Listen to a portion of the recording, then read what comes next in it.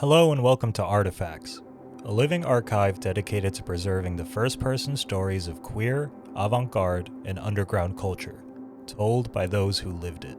Today's episode is part of our series Silver Factory, an enthralling journey through Andy Warhol's factory, whose inhabitants included an array of characters from socialites to superstars and speed freaks. In this episode, we sit down with John Cale, the Welsh-born composer, producer, and founding member of the Velvet Underground. With a career spanning over 50 years, Cale has bridged the worlds of avant-garde experimentation and pop music.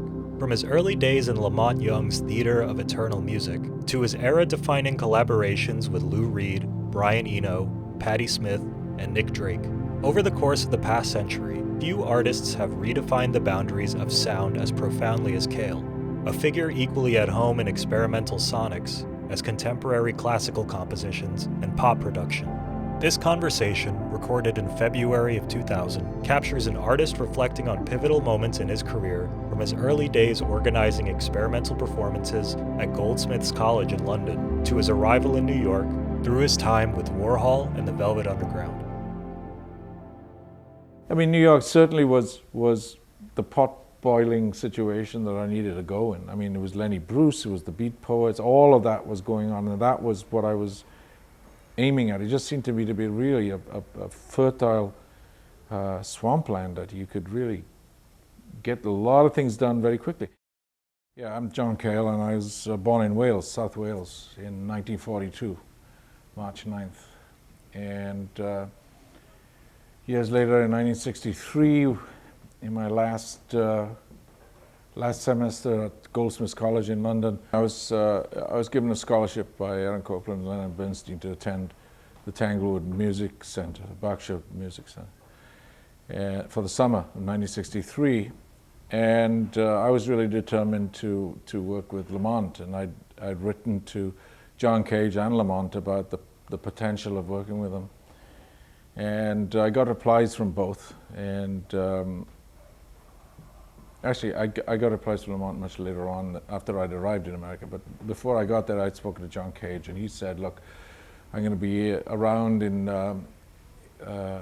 Stony Point for the summer, so why don't you get in touch when you're here?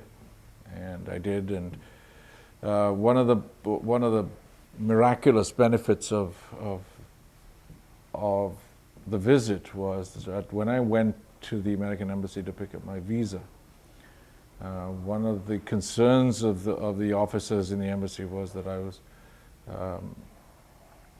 was just going to be landing in America with no support, life support or whatever. And I happened to have a letter from Copland in my pocket, and he said, well, do you have any proof that you know Aaron Copland? I said, yeah, I have a letter here. And he looked at it and he said, well, it was like waving a magic wand. It was miraculous.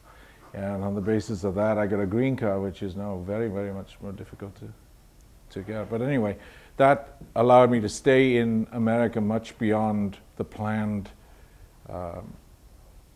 Tanglewood visit. And while I was there, I met all of Cage's various cohorts, Earl Brown and Morton Feldman,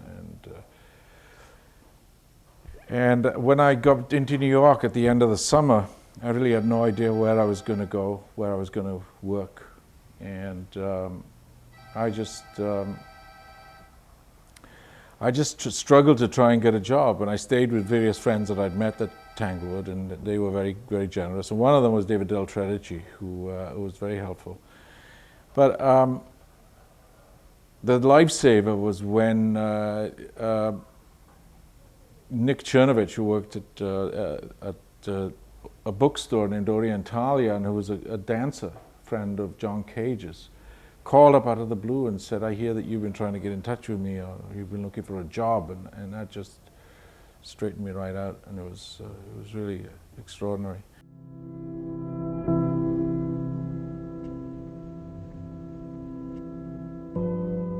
On the basis of that, I started working with LaMonte. So I would go to work at Orientalia during the day, mainly filling out mail orders for universities all over the world for books on Buddhism and all sorts of Orientalia.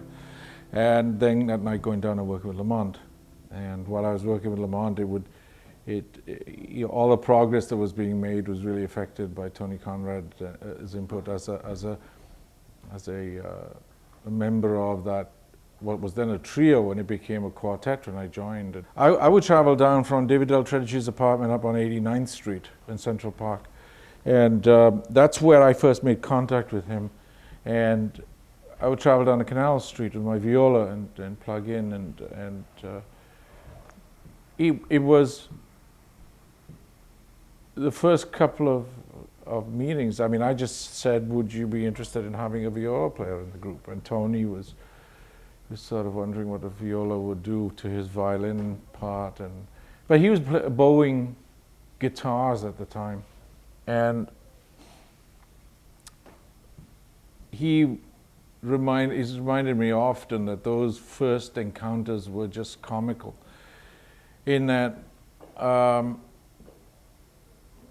don't know what anybody had been smoking just before I got there, but I mean that was also part of the scene. I knew nothing about it. I was very wet behind the ears, and I'd show up with this extremely thick Welsh brogue that apparently nobody understood pretty much anything I said. I mean, there was a lot of nodding and smiling going on, but not too much comprehension. But I mean, a lot of goodwill and so on. And on the basis of that, you know, here we are in a non-verbal world of communication that really is based on hard work. And I was dying to get into some hard work because I was fed up with a lot of the shenanigans. Not just a Fluxus, which was more of a performance art movement. That it was very important what Fluxus did in that it broke down the barriers between acting and life, and you know what Cage had done between life and music, where you have to accept the surrounding noises like we have to accept them now. There's, you know, with Fluxus they were dealing with, you know, Nam June Paik was a member of that group, and he would write pieces for Performer. Like Danger Music No. 6, I think the one about climbing into the vagina of a live female whale, and then Lamonte's pieces were Draw a Straight Line and Follow It, which really had Lamonte's pieces always had some theory behind them. And so in the middle of all of this came this group, which really didn't fit into any of this, was pretty much a straight ahead jazz improvisational group, because Lamonte played saxophone and we held the drone based on Indian music in a sense, until we amplified the instruments, and then the world went topsy-turvy. Lamonte had to give up the saxophone, he was out of tune, he had to start singing, and the whole intonation system just went in the direction of the amplified instruments, and that permanently altered the sensibility of the piece. On the last day of college in Goldsmiths, the day before I flew out of London, Cornelius Cardew and I had put together a festival of new music. And it was in two parts. In the afternoon you had the fairly straightforward things like, I mean fairly straightforward, I take it advisedly. In the John Cage piano concerto, etc. And then in the evening came the other pieces like Lamonte's X for Henry Flint. And that was where the audience came prepared for shenanigans. They would, you know, people had brought with them garbage bin lids and hammers and whatever. And this festival was really a launching point for me, because at that point, dealing with Cornelius on a daily basis and putting this festival together, it gave me a real feeling for what the distance was between where Fluxus was and Stockhausen was, for instance. And Lamonte already left Stockhausen behind, and his theoretical point of departure with Stockhausen was that Stockhausen was trying to plan change into the music every time. It was very important to plan change. Lamonte said, you don't have to plan it, it's there already, which is a very good point. So his organic approach to music was very different from Stockhausen. In all of this, the Fluxus group just broke down a few more barriers from what I was aware that John Cage had done. With a little less of the jovial, sort of tongue-in-cheek Buddhist sort of sensibility around it. This was a little more European, a little more aggressive, and a little more down to earth. LaMonte's group was very much a straightforward improvisational group where he would improvise on these scales. And the work that we did that took us out of where we were in 63 into where we ended up in 64 and a half was really the result of daily rehearsing for a year and a half. I mean, daily, 3 hours. I'd love to hear anything you want to say about the discipline involved and what that meant. There was a lot of discipline involved. A lot of it is based around a social regime that part of which was based on Indian cooking and setting up an atmosphere that LaMonte was very intent on, which was making curry that would set your hair on fire, and everybody got to appreciate how little of this food really sustained you for so long. Because I mean, it was very much a social event built around food and talking about theory. And among the people that attended those meetings were Terry Riley would show up and visit, and I also met Dennis Johnson, who was a friend of Lamonte's, who was responsible for that piece, Draw a Straight Line and Follow It. Mathematical logic and logical positivism was something that Dennis had chewed up and spat out pretty much. I mean, he then went to work for JPL, but there was somebody at least who knew what that was. Tony also knew about it because Tony was a Harvard graduate in mathematics and also knew about those arcane things. But there was a meeting of the minds in a lot of different ways about the value of science and physics and music, and the background and the simplicity that Tony brought to the theory behind the music, which was really an organic approach to natural harmonics. And natural harmonics was really the death of the saxophone, because the saxophone was in a Well-Tempered series, and everything that we were doing was getting more and more focused on which harmonics were going to be part of this chord. And no movement was really as important as the interplay between the notes in the chord. He didn't want to go whizzing around. When Lamonte started playing saxophone, the idea that the theory behind what he was doing was that there was this chord, and he would whiz around as fast as possible between all the notes of the chord in order to create this blur that would give you this chord in time as fast as possible. But then a different kind of rhythm came into play when the beats and the different tones of the harmonics became part of the music. And that became a very rational and mathematical concept that Tony sort of put in very clear profile. He made a sculpture that I think Lamonte still has of what the frequencies were that we were using at the time. It was kind of a graph that he made of what we were. There were decisions made. One of the decisions was he never used the fifth harmonic, which is a major third. Lamonte did not want that. He wanted a blues seventh, which is a very nice blues flattened seventh. And a lot of the blues elements came from which of the out of tune notes in blues you could actually pinpoint harmonically in the series that we were using. So there was, seventh harmonics of 7, which would give you the 49th harmonic, but we found about maybe half a dozen positions and combinations of notes in a chord, but the way those harmonics work beautifully is when they're spread from each other. I was holding a 3-string drone, and they were guitar strings. We were tuned to 60 cycle hum, so the tonic would probably be 10 cycles, which is where the whole idea of alpha rhythm and dream sequences came from, and why we call ourselves the Dream Syndicate. And so all of this intellectual machination sort of drove, the context in which we were improvising. And it also had a hallucinogenic sort of element in it, because every time we perform, you know, people will come up afterwards and say, who's playing trumpet over there, and this, that, and the other. And you know, when you have sensory deprivation, you know, conditioned by this sound that you're hearing, then you do start hearing harmonics because they're flying around in the room, and there are resonances in every room that are different.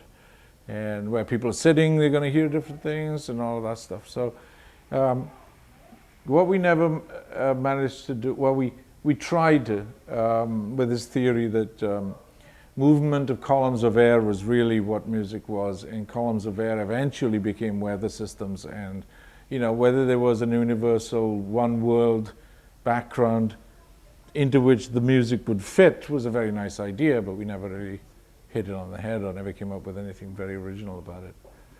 And we were all sort of lashing out. At what point in your life would you say improvisation became something interesting or an aesthetic for you? It's really when did I become aware of it, yeah, as the MO for me. I think in college, probably. I mean, it was there facing me from the time that happened at the BBC, and that thing sustained me for a long time, because it was almost kind of, I mean, it was like my body went through a shift when that happened. You know, when you realize that at like around 13 or whatever, that you can improvise and you really have a feeling for phrasing and timing and drive in music, and where does it go, and how do you manipulate what it does. That really just kept me going for a long time, thinking that I could be a composer. But what it also did was make me realize that doing was much more important than writing.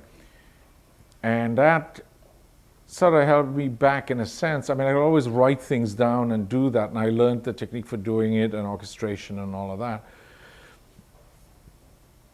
But the subtleties of all of that,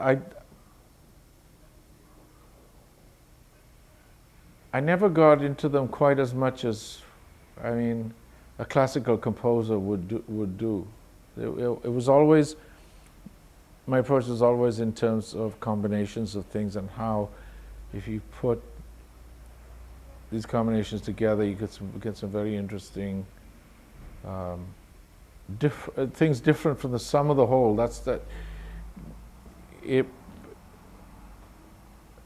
Writing a symphony to me, you know, for years became more of an avant-garde practice.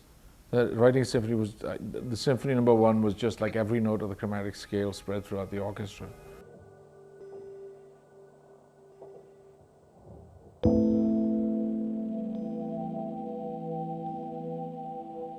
Well, in terms of musical expertise, what I was doing was, I was getting to kind of, if I couldn't compose and perform, I was getting to the point where I was listening to the radio so excessively that I'd end up listening to pieces of music and trying to identify the composer. And then once I'd identified the composer, trying to identify the orchestra that was playing it without trying deliberately not to listen to. And usually when you listen to, if you heard any piece of music anywhere, you could spot which orchestra it was. I mean, one of the things about Russian orchestras was the French ones that played with vibrato, so they sounded like saxophones most of the time. And so, doing a lot of this, it just seemed to me that I could really control an orchestra, and I could conduct. So that was the first thing that would really handle all things. That would be, you know, you could compose, you'd have an orchestra at your fingertips, and you'd be doing a repertoire. I mean, New York certainly was the pot-boiling situation that I needed to go in. I mean, it was Lenny Bruce, it was the Beat Poets, all of that was going on, and that was what I was aiming at. It just seemed to me to be really a fertile swampland that you could really get a lot of things done very quickly. And that's what was going on in the 60s in New York when we got out of LaMonte. I mean, Angus MacLeese and Piero Helix, all these filmmakers that were around at the time were very busy. I mean, that's one of the byproducts of all the amphetamine that was going on. Was everybody was doing something every night. They were putting on films, they were putting on poetry readings, singing festivals, God knows what, all at the same time in the same place, and all of this energy was really pushing the boundaries. And Jonas Mekas at the Cinematheque corralled it pretty much for that week that he had up on 42nd Street, right in the middle of Sunset Boulevard, kind of New York. You know, you're right where the cinemas are and everything else. There's this Cinematheque showing these movies, and all the changes in New York State law that went into changing AIR downtown, and that George Maciunas really was instrumental in, because George came here after starting Fluxus and started rewiring all the lofts in what is now Tribeca and Soho. And he was the guy who really did all the rewiring and for artists, because he was an architect. He looked at the buildings and said, these are iron frame buildings, they're not going to fall down, they're going to have to bomb them down. And he said, so you know, he'd just go in there and his I know his work. I mean, there were a lot of other people doing it as well, but he was the guy that was really on the cusp there.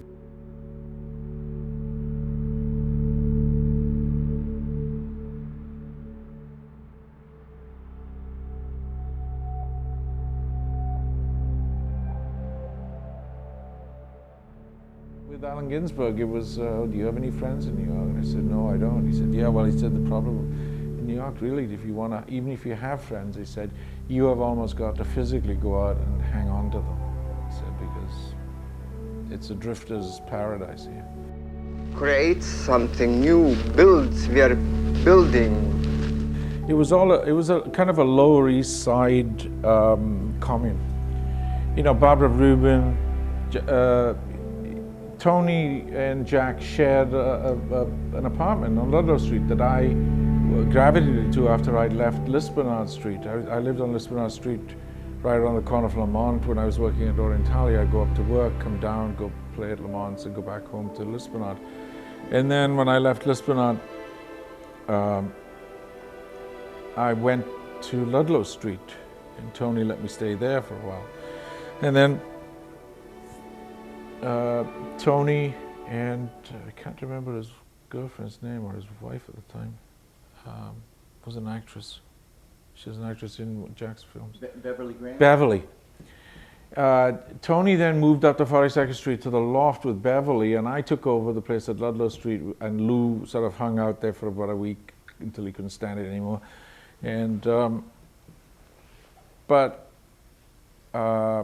Angus used to live next door, would stop up. But it was Grand Street that was a common factor in all this. Piero lived on Grand Street. Sterling and Piero shared an apartment.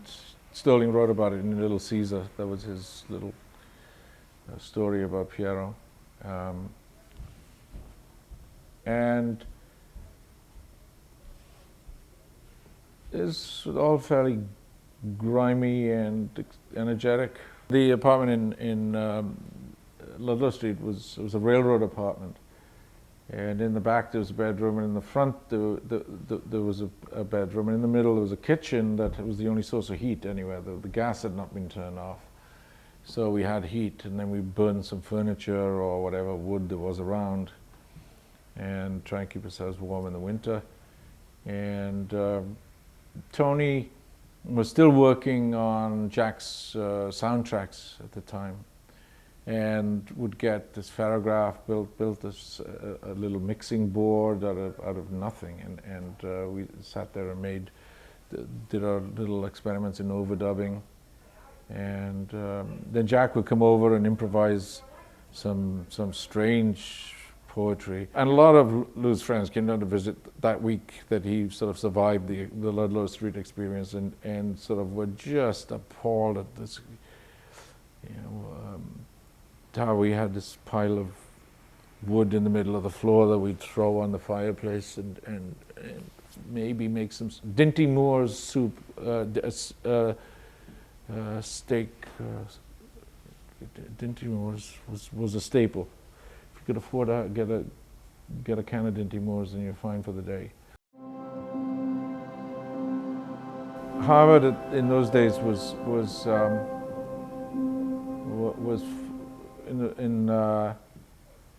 in a tizzy about the Zoxin, about inhalers, menthol inhalers for colds, because the wool center of the inhaler, you could pull it out and slice it into little pieces, and if you ate it, you had a methadone fix for the day. And that was the rage in Harvard at the time, was keep everybody up for hours. And was also the way a lot of people kept out of Vietnam, was by staying up for hours for like 10 days until their metabolism went down to near zero, and lived on Oreo cookies, and then went down for the examination, and generally didn't. So there was, like I said, there's always a purpose. I don't think anybody had really much use for just getting high. I think it was what was at the other end of the high that they were really interested in. Nobody had a clear idea what it was, but they really, actually nobody found it as a result of it. I mean, nobody got to the point where they were absolutely incapable of doing anything. I mean, Jack sort of got very, very intense about things, but I think that Jack was, I don't know, he sort of, he couldn't make up his mind whether he was making films or still photography, and he spent so much time focusing on minute parts of the still photography that he may have ground to a standstill there. But opium was always a favorite, but he used very, very sparingly, because everybody was well aware of what the downside was, and was always used in such a way that you had recovery days afterwards, kind of. And there was not a daily sort of occurrence. Pot cookies was also a source of hilarity.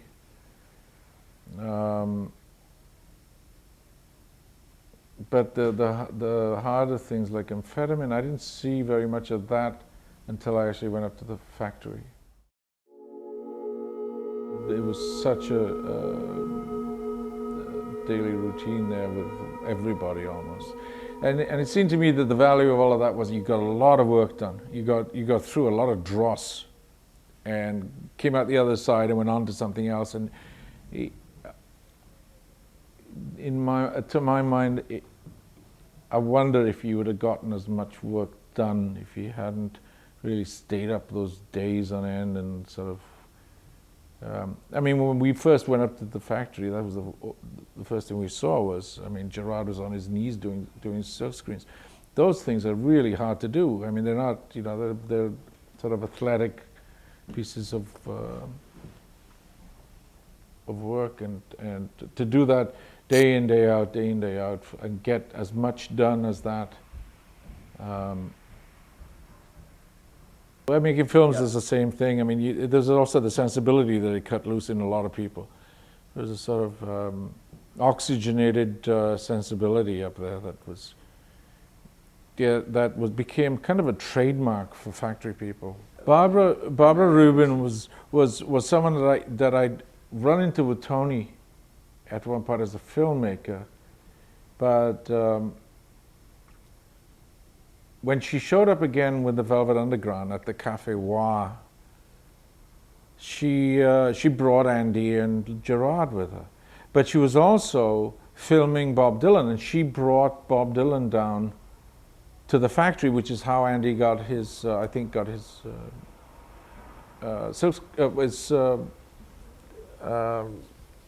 screen test of Bob Dylan. Yeah. And she was running around with Piero. She brought Andy and she brought a lot of drugs, and that was sort of, so I remember. I mean, whoever sees and listens to this has got to understand that this is, I'm really searching my memory here, and I'm not out to do any character assassination on anybody, because I could start with myself. if you're going to talk about drugs. But I think to try and be constructive about all of it, you have to be aware of all of it. And it seemed like that she was really the main source of it. I don't know what happened to Rotten. I don't know either. Maybe he's still alive. Yeah. It's very possible. I talked to There were just these, whenever he and Ondine showed up at the factory, you'd know it, because Maria Callas would be on the, and whenever anything was happening with Billy or with what's his name, Rotten would be singing along, and Ondine would say, one of the finest soprano voices in the Western Hemisphere. And you would not want to argue, but then singing every phrase and nuance of that of Aida would be there, and then Rotten would a day in the life would be to go out and steal cars for maybe or whatever, but before leaving, his father would have to be set up. He'd make breakfast for his father, and he'd put a dollop of meth in the porridge or whatever. And when he got home, he noticed that his father had cleaned every piece of brass in the apartment. And the apartment was spotless. That was the scheme. Keep him busy.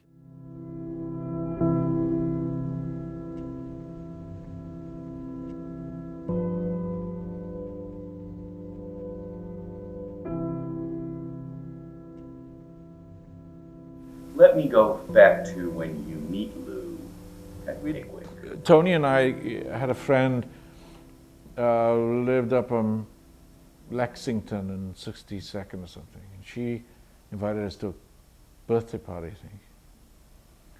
And we went up there, and there was a guy there who said, "Hey, you two look commercial." We had long hair at the time, and the Beatles were just breaking. He said, I've got a record that maybe you'd like to come and listen. Why don't you come over and visit us? Jerry Vance, his name was. Jerry Vance worked at Pickwick, and it was Jerry and Lou and one other guy out there who made the record. And Terry Phillips, that's right. And Terry was the main guy. And we went out there, and they had this little outfit in the back room, and they showed me, they had a little Ampex recording, and it was just a room like this that they all made this record in. They just got a bottle of scotch one night and some beer and decided to detune the guitar to one note, and off they went with a tambourine and a guitar, and that was it. And Lou sort of improvised and Lou had his placidals and was under medication from his doctor, and was being paid $25 a week to be a songwriter for them. And he'd written, they showed me the records they made, which were really trying to jump on the bandwagon of the Beach Boys sound, the Liverpool sound, et cetera, Long Island sound.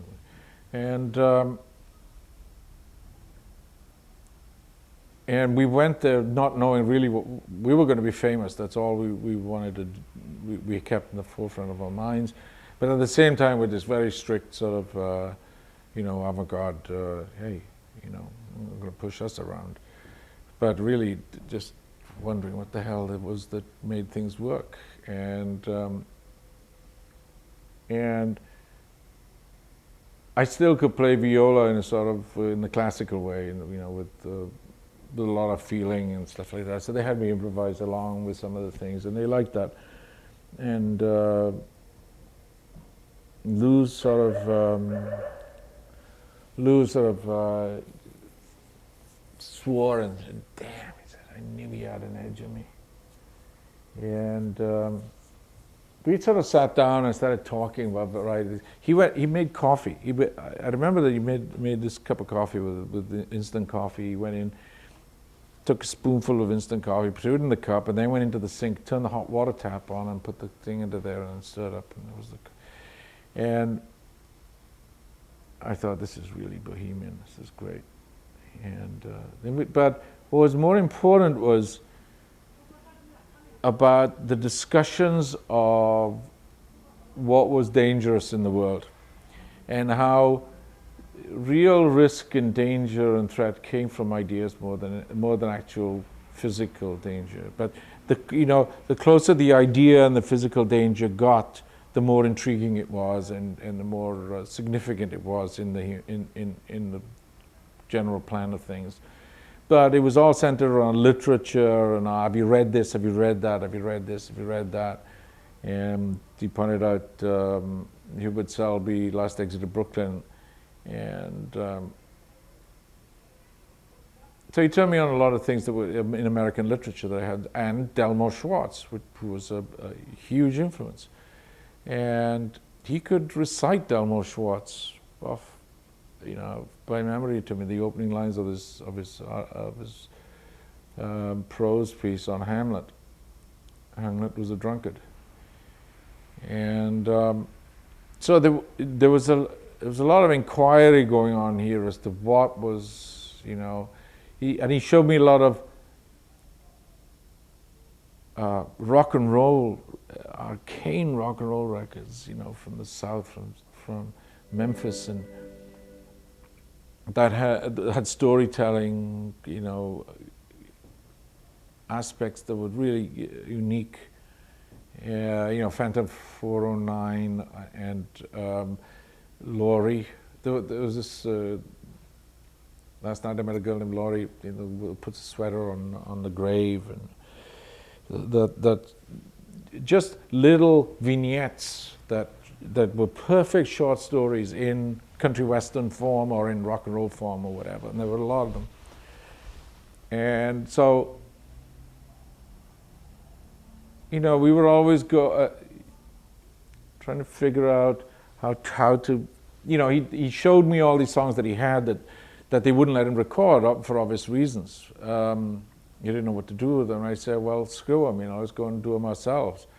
So we started to put together a band and try to work together, and we ended up as this really strange little duo with a recorder, electric viola, and an acoustic guitar and a harmonica up on 125th Street outside the Baby Grand, trying to make some money on a summer's night until they moved us on. And Cop said, hey, go down to Broadway and 72nd, they got another club down there, whatever. So we tried to do something that was that set us apart, and then we tried to get a band together. Went through various things with Angus, and there was another girl named Electra, and then until we got to Morgan Sterling. He brought Sterling along one day. He was barefoot. He met him in the subway. He was a friend of his. But Mo was a drummer from Long Island, and he was friends with a brother who was a writer. So. Did you play, when you played in front of the Baby Grand, were you playing Lou's songs? Oh yeah. It was completely, wasn't like covers of other things. No, but that wasn't even the point. It was, by that time, I was just completely in awe of his ability to just make up lyrics. And, wherever we went, he would start making these songs up about where we were and what we were doing. It was just spectacular. I mean, sort of a breathtaking, ability to just turn any situation into a polemical situation almost. But then it was, on the other hand, this discussion of what was risky and what was. Jerry Vance told me that he'd gone into a bar with Lou, and he said, "Yeah, when Lou gets out there, boy, you gotta watch out, because, some drunk came up to Lou and Lou sat him down and was very nice to him, and then in the middle of the conversation, Lou turned to him and said, look, let me ask you something. Would you fuck your mother?" At which point Jerry just sort of took a deep breath and moved as far away from them as possible. I mean, there was a question of timing here that was just incendiary, and the ease with which this venom would sort of pop out was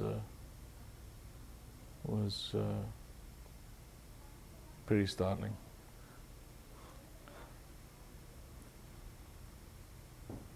And I learned, I mean, for me, learning street sensibility like that with Lou was like, he was kind of my guardian at that point. I mean, he was like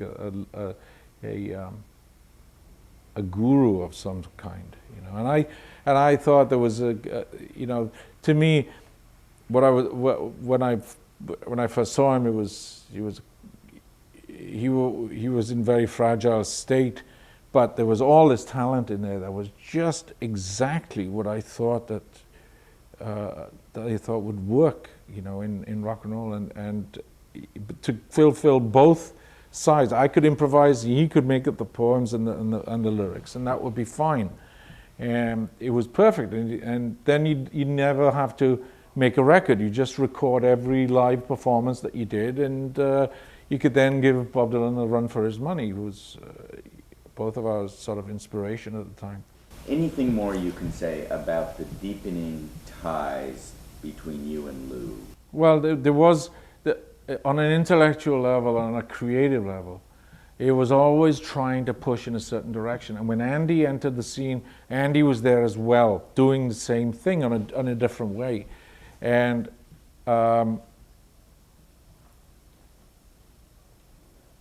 but I think the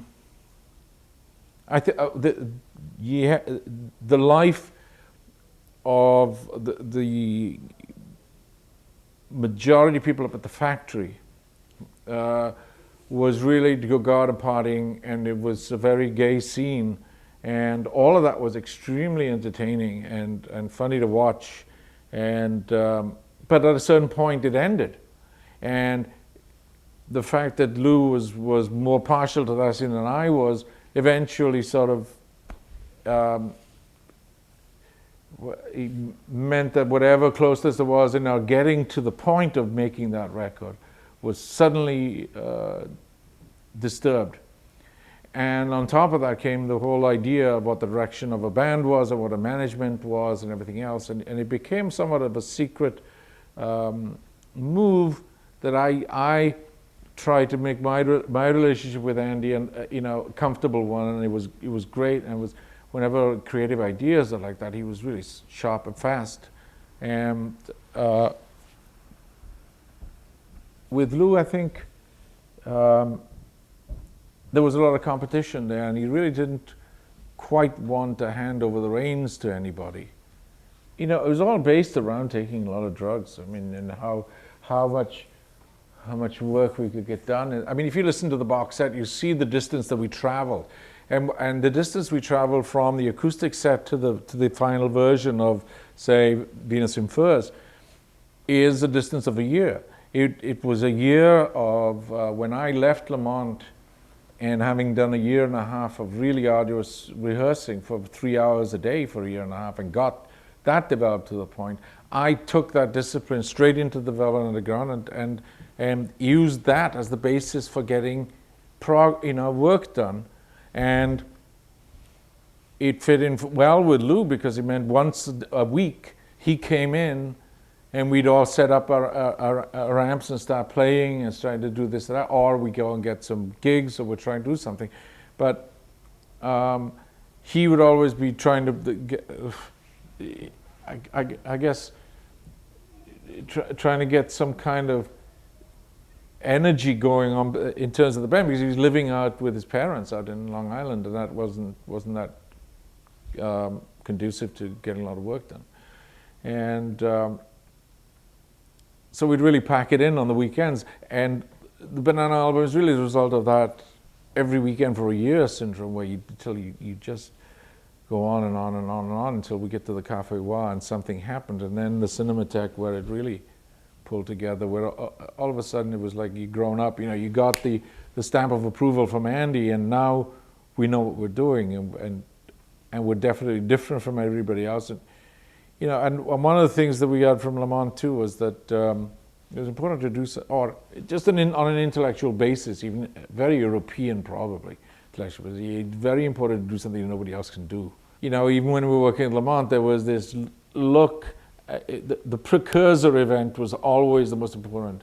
It was intellectually very important. Like, who did, you know, when Andy did his Coke bottles and rows of dollar bills and everything else, all of a sudden LaMonte was saying, yeah, well, the repetitive idea, I guess that's, but it's not the repetitive idea that was really the precursor of Andy's bottles. And LaMonte's pieces may have had a sensibility about sustained periods of time in it, but that's very different from really repetitive images. Down there on Church Street, we viewed the factory with suspicion because of its, all of a sudden, there's this huge explosion on the visual side of things of an idea that may have had a germ down there in LaMonte, but really was not related, and was a little blown out of proportion.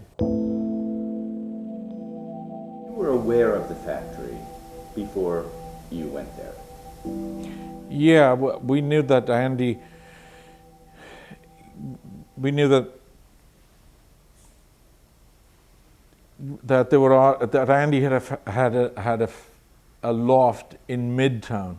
That was kind of the one thing that everybody was scratching their heads at, because all the other artists lived on the Lower East Side or down in Soho.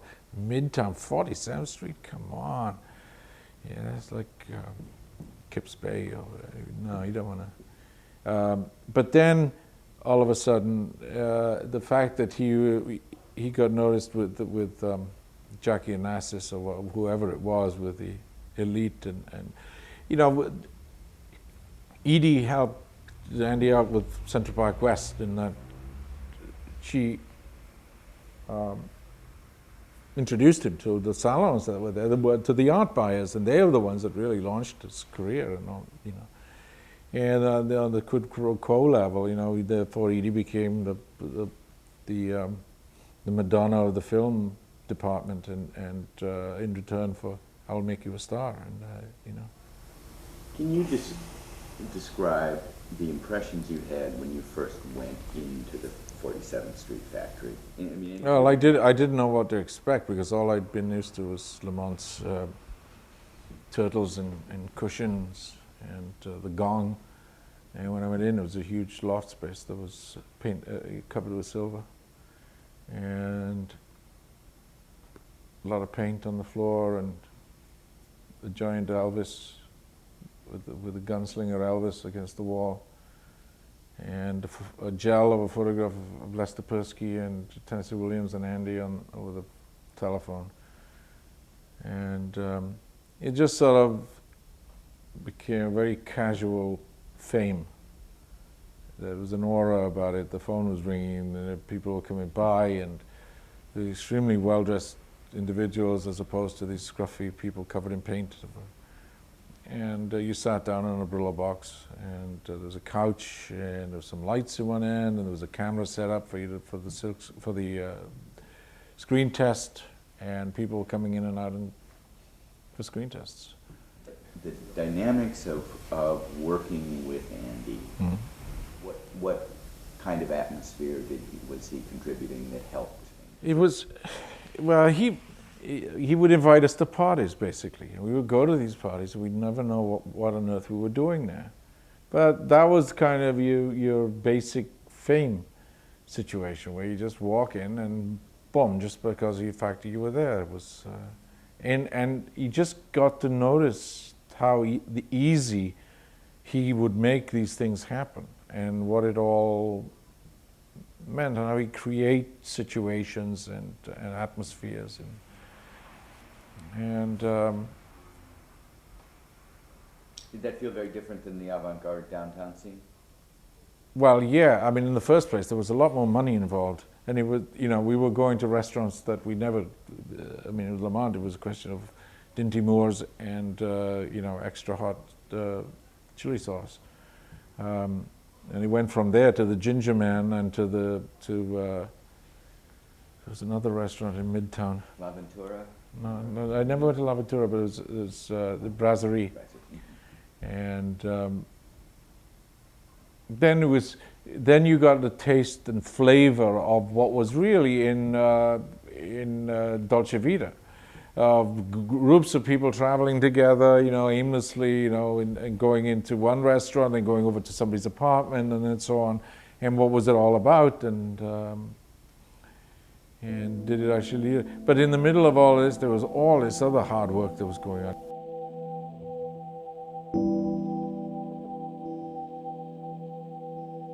For the band, it was just really a question of really getting our music done and doing it at the expense of the audience. That is, we would, you know, you could understand that if you were going to perform in any club or get a gig anywhere, you really, in those days, you had to perform the hits, the top 10. You had to have something in there from the top 10 to pave the way, to ease the blow or whatever. We didn't do any of that, and we were up there with all these lights flashing and the spectacular sort of light show that was every night was really fantastic and different. And you had, you know, Walter Cronkite and Jacqueline Kennedy in the honest dancing or whatever, and we were up there, you know, turning our backs on the audience and screaming in the microphone and yelling at each other and trying to get our, I don't know, get our own particular aggressive point of view, a dissatisfied point of view across. And was there anything like that going on? I mean, in terms of that, first of all, can you describe the point of view? I mean, it's darker. It's very dark. There are no lights on stage, pretty much. I mean, you have a spotlight, but the spotlight is really pointed mainly at this ball, this glass ball in the middle of the ceiling, which sprays the room with spots. And then you have on the back wall of the stage, you have slides, multicolored slides, on top of each other, being projected on top of a film of screen tests of Edie on one side, Nico on the other, a film in the middle, maybe vinyl in black and white. Difficult to see, but with colored lights flashing around, and it's tremendous noise. Now, it's not loud. It wasn't loud by today's standards. I mean, one of the great luxuries of getting up to the factory and having some money for equipment was that we actually got more than one amp to play out of. And usually we'd have the bass and the guitar going out of one amp, and then maybe a guitar and a viola coming out of another amp. But what it meant was that we were pretty efficient at blowing up amplifiers, because they weren't made for that. So it was a nasty little noise that you got. And you just turn it up all the way. Feedback was important, and whatever happened, happened. And you just sort of pretty much laid it down on a plate and let people make what they wanted out of it. We didn't encourage the audience. We didn't say, you know, we didn't talk to them. Just a lot of disdain, and that was it. Artifacts is a free oral histories platform. Please like, subscribe, and visit our website, www.artifacts.movie, for an ad-free, interactive experience with bonus content. If you're able, please make a tax-deductible donation at www.artifacts.movie/donate. Hit the link on screen to watch another Artifacts interview.